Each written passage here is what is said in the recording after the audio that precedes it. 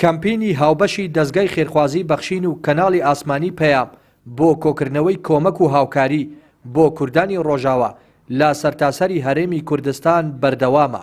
لا دەڤەری ڕاپەڕینیش کەمپینەکە بەڕێوە دەچێت و بەرپرسی نووسینگەی دەستگای خێرخوازی بەخشین لە ڕانیا داوا لە هاوڵاتیان دەکات بە گەرموگوڕیەوە بەشداری کەمپینەکە بکەن. کەمپینی هاوبەشی دەستگای خێرخوازی بەخشین و کەناڵی ئاسمانی پەیام ڕاگەنراوە بۆ لێقەوماوانی کوردانی ڕۆژئاوا.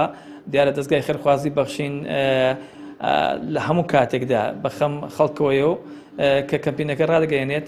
ئێمەش ساڵانی ڕابردوش کە ڕۆژئاوا تووشی کارەساتی سروشتی و مەلەرزە بوو، دەستگای خێرخوازی بەخشین هاوکارەکانی گەیاندێتەوێ.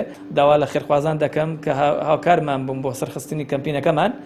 چین و توێژە جیاوازەکانی دەڤەری ڕاپەڕین بە پەرۆشەوە بەشداری کەمپینەکە دەکەن و دەڵێن هاوسۆزی و هاوکاریکردنی کوردانی ڕۆژاوە ئەرکێکی ئاینی و نیشتیمانیە.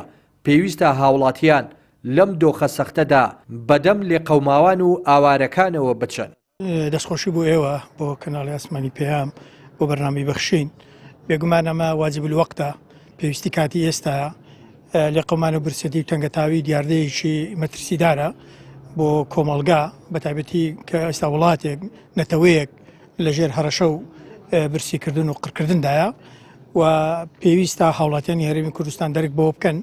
چکە ئێمە لێرە لە هەرێمی کوردستان لە ساڵانی ڕابردوو 74 و لە 93 دەربەدەری و برسەتی و توێنێتی و مەترسیمان لەسەر بووە، باش دەرک بۆ دەکەین.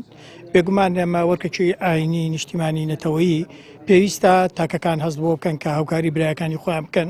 ئێمە وەکو یەک جەستەواین کە دەگوترێ باکوور باشوور ڕۆژهەڵات ڕۆژئاوا، یعنی تۆ ئەندامێکی جەستەکەت کاتێک کە تووشی ئازار دەبیان تووشی نەخۆشی دەبێ خاوەنی و جەستەیە خەمی لێ بخوا، بێزگە لە خۆی چێکی هەیە کە مشوری بخوایان لە خەمی دابێ. مامۆستا مستفای سەیدبینەی شعرێکی جوانیە، دەڵێ ئاخ بۆ دەستێکی وەک قازی ئاڵا هەڵکا بە شانازی، بشکێنێ گشت کۆت و بەندان زیندوو کاتەوە ڕێبەندان، هەولێر بکاتە چوارچرا دەستەملان بن هەر چوار برا، بستۆکەی سنوور نەمێنێ شەماڵ ئاڵا بشەچێنێ.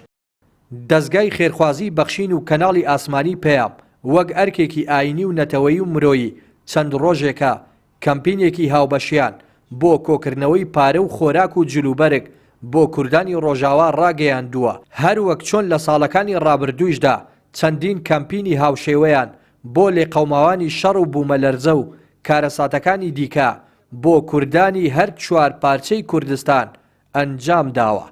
ڕێناس ئەرسەلان، کەناڵی پەیام، ڕانیا.